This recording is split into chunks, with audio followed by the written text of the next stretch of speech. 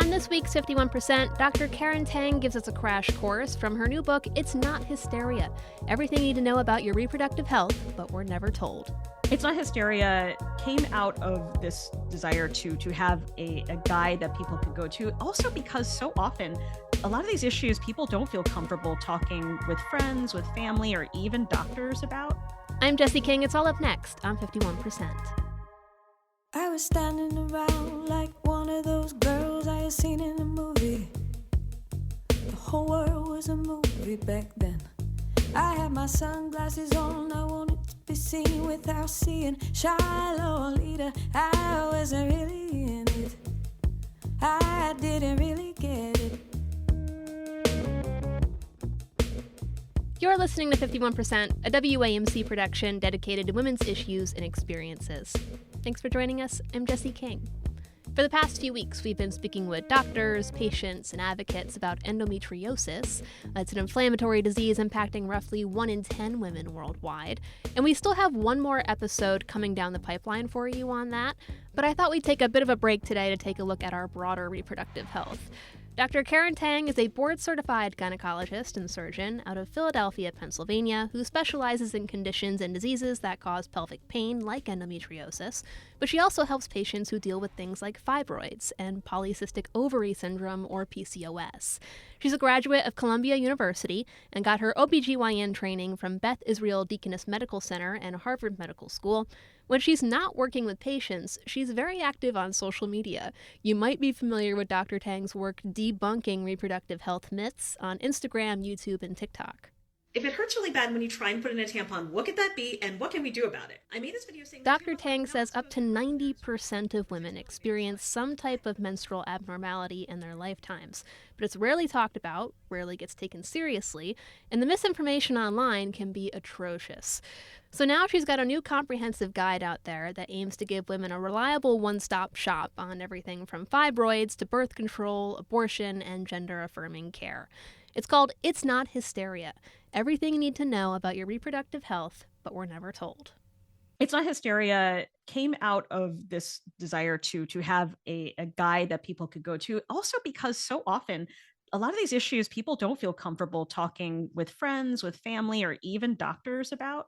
So the book is actually organized in many kind of small digestible chapters. So there's a chapter on each of these issues I just mentioned: endo, PCOS, fibroids. And there's also chapters on things like birth control, infertility, hysterectomies. There's a chapter on what to expect during a visit to the gynecologist for people who may not have gone to a gynecologist yet and are worried about what they might feel. There's chapters on how to evaluate your own health and what you may be feeling, and also how to decide what you want and what your preferences are for your own healthcare. Like, what are your feelings about hormones, about surgery, about fertility? So it's basically a guide that's really useful that I wanted to be very practical as well as educational. So, there used to be, and I think it's still in print, but it hasn't been updated in many, many years. Our Bodies, Ourselves, and it came out in the 70s. And that book was sort of for a long time like the guide that everyone had. It really was revolutionary and, kind of dispelling a lot of these myths, or like breaking the taboos that people could talk about sex and their bodies. But again, it hasn't really been updated, I think, in like almost 20 years. So that there isn't really sort of a similar thing out there for people who want to just know about their health.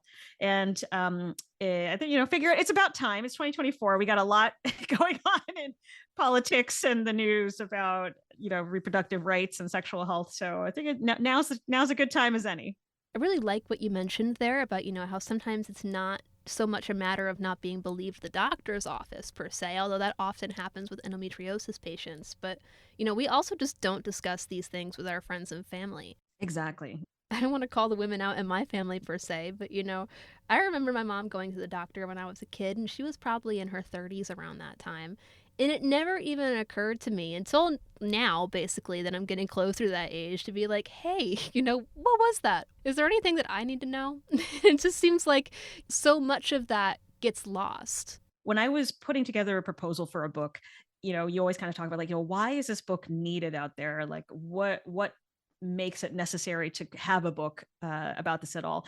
And part of my mission was to get people talking about these topics. They're things that basically everyone goes through. If you bring up the things that are in the book, I can almost guarantee that if you're part of that 51% of the part of the population that has a uterus, that goes through periods, that goes through menopause, that you have gone through at least a handful of the things that we talk about in the book. There's chapters on like vulvovaginal issues, bladder issues, period stuff, questions about birth control. So these are things that you have had to kind of deal with in your own life, but it's not something that necessarily you feel comfortable talking with anyone, like your closest friends, your partner, your parents, because it feels like it should be kind of secret. And that little fact alone, I wanted to change. I wanted to be that, why can't we talk about, our periods and our fertility and vaginal stuff? It shouldn't be embarrassing. I was saying my husband just injured his hip, and no one would think, oh my God, keep that to yourself. Like, why would you talk about your hip pain when, if you have severe period pain, you should feel just as comfortable talking about that with the people that you're close with your doctor. It shouldn't feel like that sense of, oh, I should be hiding this, or it should be taboo. With the mention of the family, I say in the book that a lot of these conditions like endo and fibroids run in families. So it is very, very common for the story to be, once you find out, yeah, actually my mom, my grandmother, my aunts, everyone had this issue. They all had super painful periods, heavy bleeding, they had issues with fertility. And it's not until they start to kind of have those conversations that they realize that they share that with so many people in their own family, or that the thought was in their family that horrible periods were just normal because everyone had really terrible periods. So on a lot of different fronts, like, we do need to break this taboo and start talking. So my specialty is endometriosis. So I do see a lot of endometriosis, adenomyosis, pelvic pain, but I see the fibroids and PCOS a lot as well. Endometriosis has been a problem historically because it is somewhat difficult to diagnose. So you have to have a surgery, a laparoscopic surgery, to diagnose it. So in a lot of cases, it probably is just underdiagnosed because not everyone's getting surgery. If they have painful periods or painful sex, they may not necessarily have the surgery that would say that they actually have it. So the other things like fibroids, you can get an ultrasound. It's a little bit more cut and dry. Yes, you have fibroids. No, you don't. PCOS people can, check hormones, get an ultrasound, and do some of the testing for PCOS a little bit more simply. Endometriosis, the fact that it requires the surgery to diagnose, is a little bit more tricky. And just kind of taking a step back for those listeners who may not know what some of these things are. Endometriosis is super common. It's a common cause of very painful periods and pelvic pain in general. It's a condition where tissue that looks like the tissue that normally comes out like menstrual blood that comes from the cavity of the uterus is called endometrium. Something that looks like that grows outside of the uterus, and it can inflame everything in the pelvis or the abdomen. It can inflame the bowel and cause diarrhea, constipation. It can cause bladder symptoms, infertility issues, because it can scar the tubes or inflame the ovaries. So it can wreak a lot of havoc, and people really suffer for a long time, on average 7 years before they get a diagnosis. So because it is very difficult, a lot of times people have sort of heard through word of mouth, this is a endometriosis specialist. There are different, surgeon lists that are out there for endometriosis specialists. So people kind of make their way because they've heard through the grapevine that, I do specialize in endo. How is endometriosis different than, say, something like fibroids? Yeah, so fibroids are actually tumors. They are benign masses, meaning they're non-cancerous masses that grow from the muscle of the uterine wall. So in the example of like a pear, so they would be growing from the wall or the flesh of the pear. Fibroids can grow extremely large, so they can fill like your whole abdomen, and they tend to cause pain and bleeding as well. So they overlap a little bit in the symptoms that they cause, but they are different structures and they're diagnosed differently. So fibroids will show up on imaging studies. If you do an ultrasound and MRI, you're going to see them. And then fibroids can also cause issues with fertility. Sometimes they block the cavity of the uterus and prevent implantation, or they can increase risk of pregnancy loss if they block the cavity. So they can cause kind of like overlapping issues, but they're different things and they're treated differently. Fibroids can be removed surgically. We can cut them out of the uterus, or you could, if someone was done having kids, you could take out the whole uterus and do a hysterectomy. There's a couple of other treatment options that keep the uterus in place. For instance, you can use energy to destroy the fibroids as well, something called the Acessa or the Sonata procedures, where you put a probe into the fibroids and you heat them up and they actually kills the fibroid. And there's procedures that radiologists do where they block the blood flow to the fibroids called uterine fibroid embolization. So there's a whole range of different treatment options. In both scenarios, sometimes people only kind of get like one option. Like with endometriosis, someone might be told, oh, we're only going to give you birth control, or fibroids, they're like, we only would do a hysterectomy. That's not the case with almost anything in medicine. I would just say rarely is it that you have one choice and one choice alone. So this is something I would tell people: if you are being told by your doctor you only have one option here, I would say get a second opinion, get a third opinion. You deserve to at least know what the different options are. And there may be situations where there's one clear answer that's by far the best, but it's never that you have one choice and that's it. Like they should explain the pluses and minuses of everything. I know there's no known cause of endometriosis so far, but I guess do we have an idea of where fibroids come from or what contributes to them? Yeah, so that actually is an interesting point. Fibroids are a condition where we know that there are some environmental factors that can contribute. With everything in women's health, with gynecologic health, we need more data and research. So there is no known, like, this is the one cause, the one gene, the one enzyme that causes all these things, unfortunately. So it's all a little bit mysterious, but there have been associations with fibroid growth and things like vitamin D deficiency. So people who don't have enough vitamin D have a little bit of a higher risk of fibroids. Also things like exposure to phthalates, to endocrine disruptors, environmental exposures, including through things like hair products, like straightening agents, which can include things like phthalates. So some of this is actually thought to be at least a part of the reason that fibroids are more common in Black women, because Black people may be a little bit more likely to be vitamin D deficient. They may use hair straightening products, which can absorb and potentially increase that risk. So again, nobody knows like 100%, but these are like some small factors that we know have some sort of impact that may contribute as well. And then there is almost certainly some sort of genetic component, because they do tend to run in families. We're speaking with Dr. Karen Tang, author of It's Not Hysteria, Everything You Need to Know About Your Reproductive Health, But We're Never Told. So next up on my list that I wanted to ask you about was PCOS. And I've got to be completely honest with you, I don't really know what PCOS is. It's a very confusing condition. So in the chapter on PCOS of my book, I actually say PCOS doesn't make sense in a lot of ways, like starting from the name itself. So polycystic ovarian syndrome, it's not one disease. It's a syndrome, which is a group of symptoms. And you don't have to have polycystic ovaries to have polycystic ovary syndrome. So it's a very poorly named condition. Like a lot of people are arguing it should be named something differently.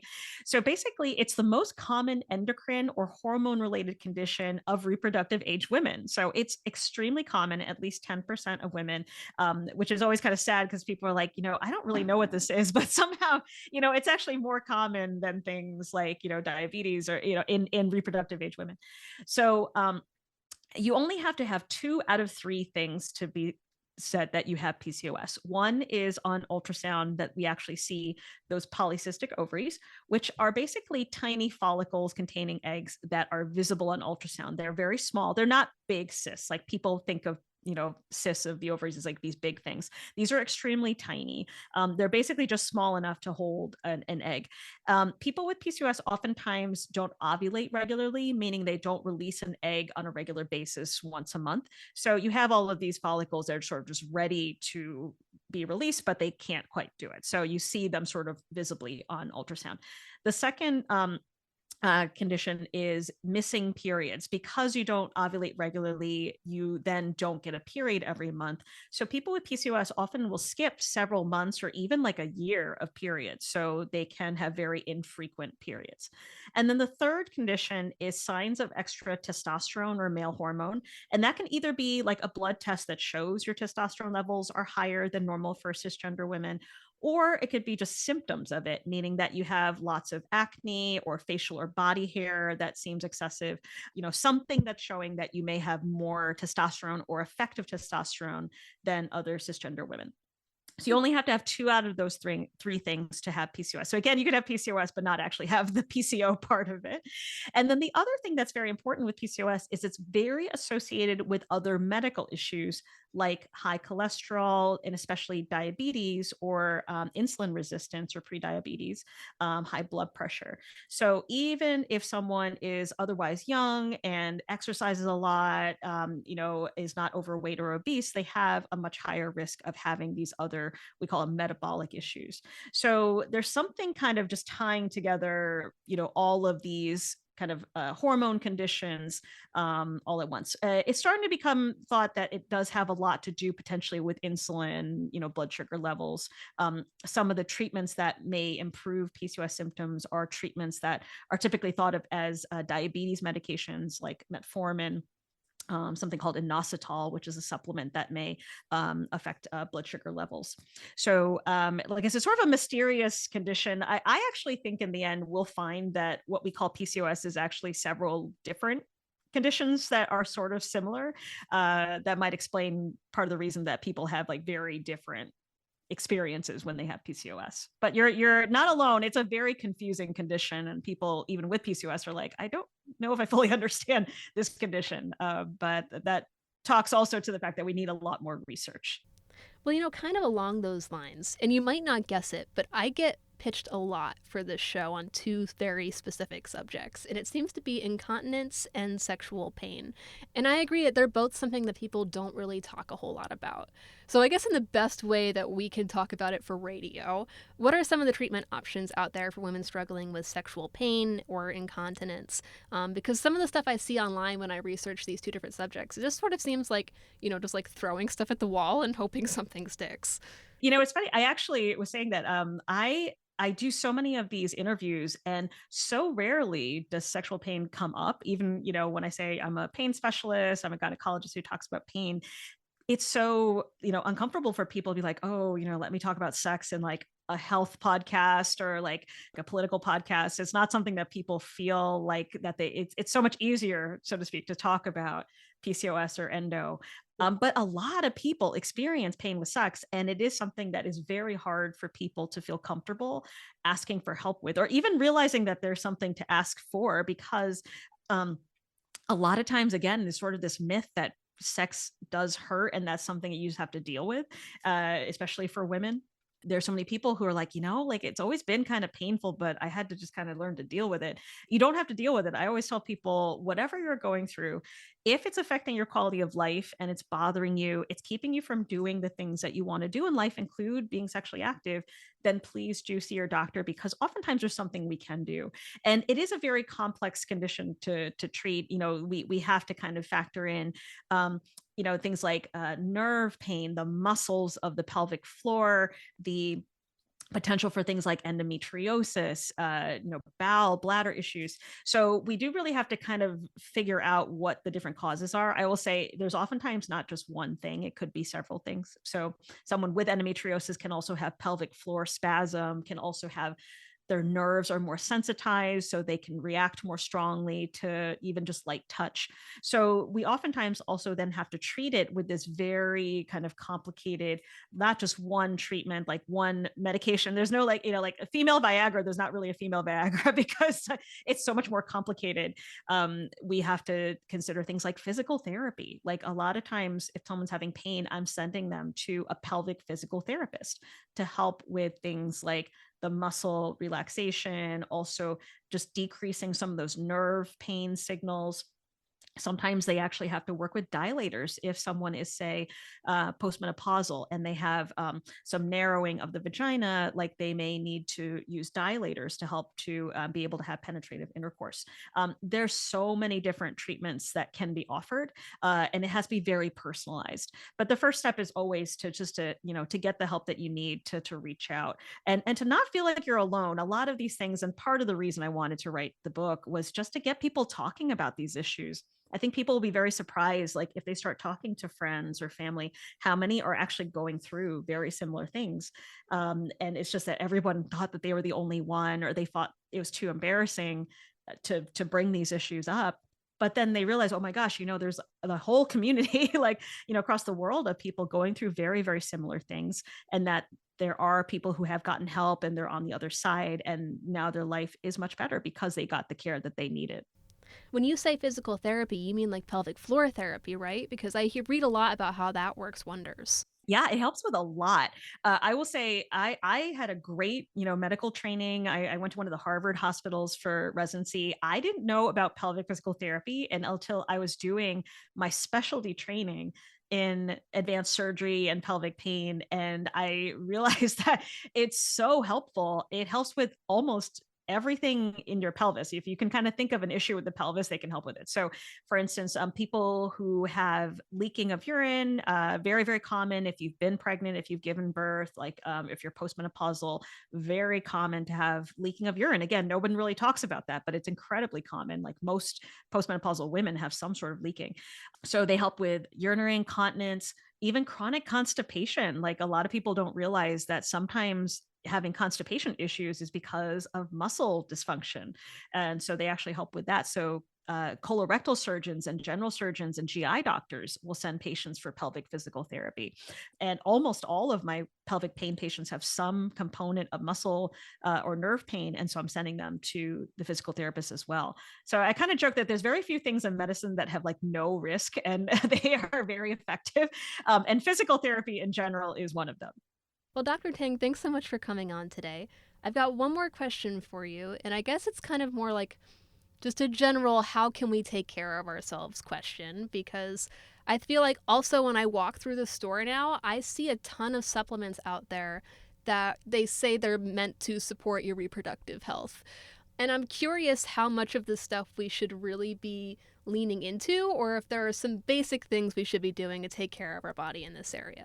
I will just say that in the space where so many women find that there's a lot of questions about their health, or they've had like kind of, like negative experiences with something, like say with like, like they had some side effects with birth control. Waiting in the wings is a whole like industry of like social media folks who are like, oh, use my supplement, which is incredibly expensive and hasn't been tested.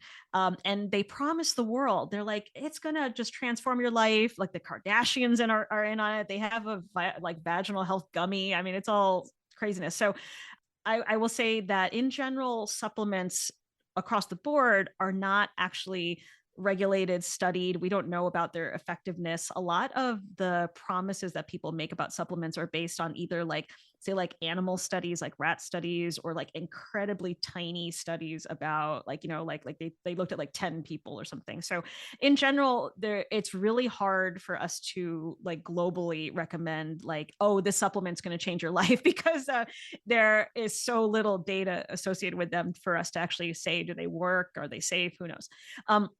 In general, definitely make sure. There's been so many stories out there recently about people who had, say, undiagnosed cancers. Especially among Black women who, there was just a story, a woman, Jessica Petway, who is a YouTuber who had undiagnosed cervical cancer. Cervical cancer is almost entirely preventable, like with Pap smears, with HPV vaccines. There are some things that we can say that, if you get this regular care, that we can really try and decrease your likelihood of having like any sort of major health issues, especially the really scary stuff like the cancers. So make sure that you are, seeing a doctor you trust, that they're personalizing the care for you. It's also becoming more and more that it's like somebody coming in and like the doctor just declaring stuff at them without like listening to their own health issues and concerns and personal, wishes is a little bit less common nowadays, or it should be less common. We call it now shared decision making, where you have a conversation with your doctor about what's going on with you, what your concerns are, what your family history is, and you try and kind of come up with the best, way to take care of your health. And that includes all sorts of things. That includes preventative care, like the cancer screenings, breast cancer screening, cervical cancer screening, colon cancer screening, but also things like your thoughts on fertility. Like, is fertility something that's important to you? Like, what are ways that you can, help to preserve your fertility? Talking about things like egg freezing. If you know you don't want to be pregnant, what are the pluses and minuses of different contraceptive methods? If you're having issues with, say, your periods, like what could be going on and what can we offer you to try and help with that? So just in general, I would say just like having those open lines of communication with healthcare providers that you trust, that are going to try and do the best that they can, with evidence-based information. And obviously, like, taking care of yourself at home too, like, being mindful of exercise and nutritious diet and all of those things. It's all part of making sure that globally you are as healthy as you can be. Dr. Karen Tang is a board-certified gynecologist and surgeon and the author of It's Not Hysteria, Everything You Need to Know About Your Reproductive Health, But We're Never Told. It's out now through Flatiron Books. Dr. Tang, thanks again for coming on. Of course, this was a wonderful conversation. Thank you so much.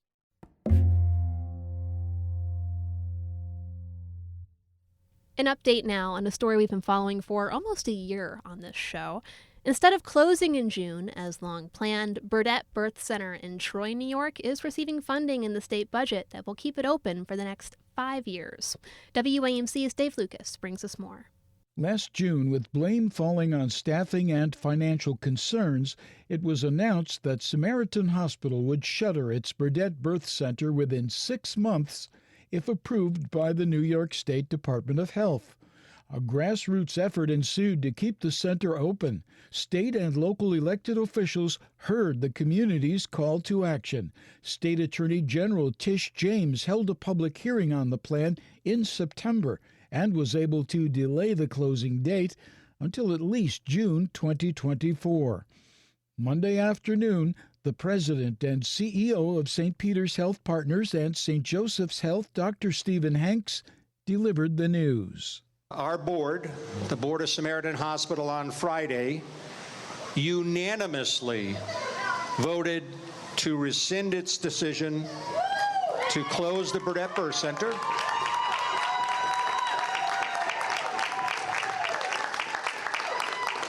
And the board further ordered our leadership to withdraw the closure plan that's been submitted to the Department of Health. The decision came after 108th District Assemblymember John McDonald announced $1 million annually for the next 5 years will support maternity services in Rensselaer County and keep Burdett open.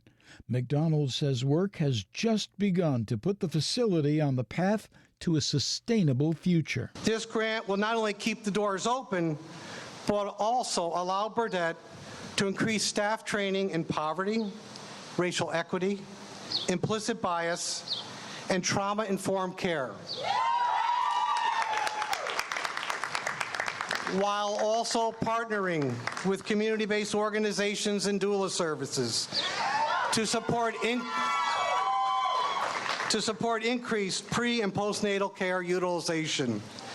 The grant also seeks to identify opportunities for enhancing and expanding midwife medical doctor cross-training in a hospital birth center environment and collect the necessary data. The goal is greater utilization here at Burdett and also for greater staff retention. Rensselaer County Executive Steve McLaughlin is a Republican. From both sides of the aisle are vehemently opposed to something and they're in unison, you know you're on the right track. Ashley Sopp is one of the organizers of the Save Burdett Birth Center Coalition. It's both exciting and we have the mindset of it's not over now. There's more work to be done. This is a 5-year grant, and we need to be on top of them. And by them, I mean, of course, St. Peter's Health Partners and keeping them accountable for the deliverables of the grant and also ensuring that they are making good faith efforts to continue services beyond these 5 years. Dr. Hanks says 500 maternity units have closed in the United States over the past 20 years. Healthcare systems are under enormous strain. I think you all appreciate that. I and my team are doing our best to try to maintain high-quality, safe services to as broad array of our community as we possibly can. But it's support from people like all of you that will help us to sustain and help us to thrive. So please have babies and have them at Burdett Birth Center. Thanks for listening to this week's 51%. 51% is a national production of WAMC Northeast Public Radio in Albany, New York. It's produced and hosted by me, Jesse King. Our associate producer is Jody Cowan, and our theme is Lolita with the Albany-based artist Girl Blue. Just a reminder that you can listen to 51% anytime at our website, wamcpodcast.org, or wherever you get your podcasts. And you can stay in the loop on all of WAMC shows by signing up for our weekly newsletter, Airwaves, at wamc.org. We hope you'll join us next week. Until then, I'm Jesse King for 51%. I was every single girl, I was nobody else, I was so sure of myself. I was 15 and a half, he was a hollow laugh. And I lost my cool somewhere along the way. The nightmare down the hall